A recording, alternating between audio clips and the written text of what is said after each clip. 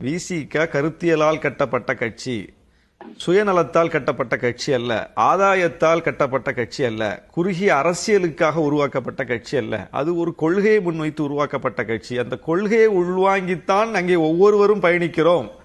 நான் இன்னைக்கு அந்த கட்சியில சட்டமன்ற உறுப்பினர் இருக்கேன்னா சட்டமன்ற உறுப்பினர் ஆவோம் என்பதற்காக விசிகாவை நான் தேர்ந்தெடுக்கவில்லை. அப்படி ஒரு தேர்வு ஒரு இளைஞருக்கு எந்த கட்சியா இருக்க முடியும்?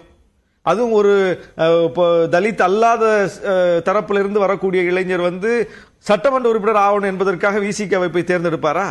விசிகாவுக்கு கிடைப்பதே குறைந்த எண்ணிக்கையிலான சீட்டு.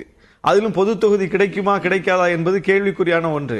அப்படி ஒரு நிலையில் அந்த கட்சி இருக்கும்போது 15 ஆண்டுகளுக்கு முன்னாலே அந்த கட்சியை நாங்கள் தேர்வு செஞ்சு அந்த கட்சிக்குள்ள பயணிக்கிறோம். 15 ஆண்டு கால பயணம். அப்போ கருத்தியல் ஈர்ப்பினால் போறோம்.